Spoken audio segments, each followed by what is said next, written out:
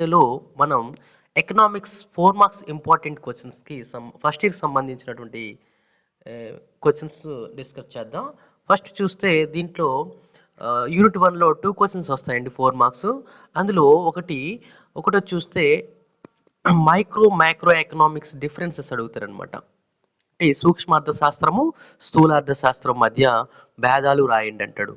Second one వస్తే differences between free goods and economic goods, అంటే ఉచిత వస్తువులు ఆర్థిక వస్తువుల మధ్య భేదాలు రాయమంటాడు. Next any 4 characteristics of wants, అంటే కోరికల లక్షణాలు ఏవే 4 రాయమంటాడు. Next 4 kinds of utility with examples, అంటే ఇక్కడ ప్రయోజనం రకాలని విత్ ఎగ్జాంపుల్ ఉదాహరణతో రాయమని చెప్తాడు. సెకండ్ లెసన్కి వచ్చేసరికి ఒక క్వశ్చన్ వస్తుంది, explain the properties of indifference curves, ఉదాసీనత వక్రరేఖ లక్షణాలు వివరించండి. ఈ క్వశ్చన్ అనేది చాలా ఇంపార్టెంట్, చాలాసార్లు అడగడం జరిగింది. అయితే ఈ క్వశ్చన్ ఎక్కువ టైమ్స్ వస్తుంది. ఆ క్వశ్చన్ రాకుంటే బడ్జెట్ లైన్ కోసం అడుగుతాడు. నెక్స్ట్ థర్డ్ యూనిట్కి వచ్చేసరికి ఇందులోంచి 2 క్వశ్చన్స్ వస్తాయి. Any 4 factors that determine the demand with examples, అంటే డిమాండ్ నిర్ణయించే అంశాలను ఏవైనా 4 రాయండి అని అడుగుతాడు. ఇది very most important question. Next syllabus new కదా, ఎప్పుడు వచ్చింది, అందులోంచి కొత్త క్వశ్చన్ వచ్చిందంటే do you agree with the law of demand, explain your answer అని అడగడం జరుగుతుంది అనమాట. డిమాండ్ సూత్రంతో నువ్వు ఏకీభవిస్తున్నావా, అయితే నీ సమాధానం రాయము అని అడుగుతాడు అనమాట. Why does a demand curve have a negative slope are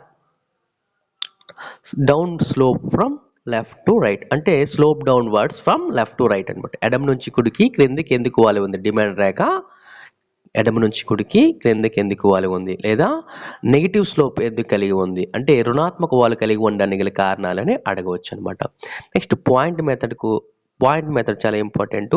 అంటే ఈ క్వశ్చన్స్ ఈ యూనిట్ నుంచి థర్డ్ లెసన్ నుంచి చదువుకుంటే అందులోంచి 2 క్వశ్చన్స్ అనేటటువంటివి వస్తాయి.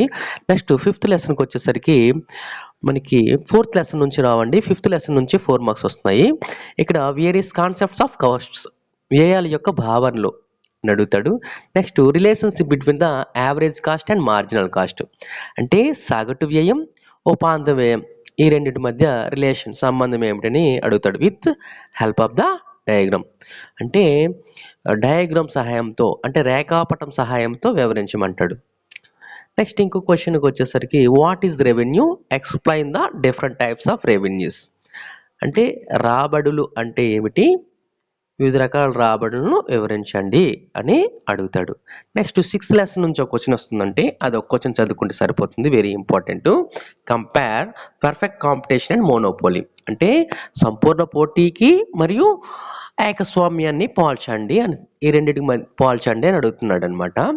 నెక్స్ట్ 7th లెసన్కి వచ్చేసరికి ఒక క్వశ్చన్ వస్తుంది, అది ఎక్కువగా అడిగేటటువంటి క్వశ్చన్స్. ఈ 2 క్వశ్చన్స్లో ఒక క్వశ్చన్ అడుగుతాడండి, క్వాజీ రెంట్, స్కేర్సిటీ రెంట్, ఈ 2 క్వశ్చన్స్ నుంచి ఒక క్వశ్చన్ ఖచ్చితంగా ఎగ్జామినేషన్కి వస్తుందండి.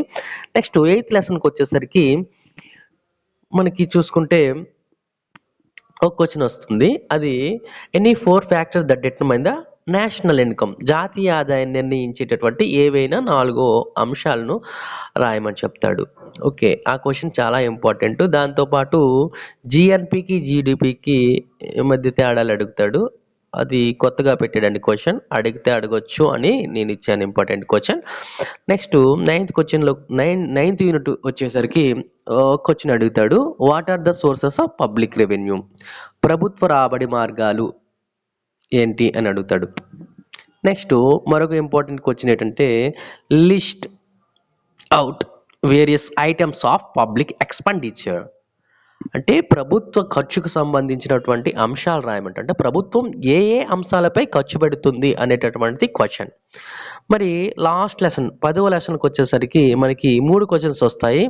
అందులో very most important functions of money, అవి primary and secondary functions of money అడుగుతాడు అనమాట.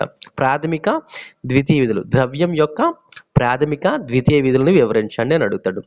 Next what are the monetary aggregates in India, భారతదేశంలో ద్రవ్య సమిష్టిలు ఏవి అనేది M1, M2, M3, M4 money అని 4 ఉంటాయి, వాటి కోసం రాయాలండి. Next define inflation, and explain the types of inflation. అంటే ద్రవ్యోల్బణాన్ని బలాన్ని నిర్వచించి ద్రవ్యాల బలంలో ఉండేటటువంటి రకాలు ఏవైతే ఉన్నాయో అవి రాయి. ఇవి చదువుకుంటే మ్యాక్సిమం ఇవే వస్తాయండి. మరి దీనికి మించి క్వశ్చన్స్ అనేటటువంటిది రావు. ఇవే వస్తాయి. ఇవే చదువుకోండి. Thank you. తర్వాత మనం వీడియోలో 8 మార్క్స్ క్వశ్చన్స్ నేర్చుకుందాం.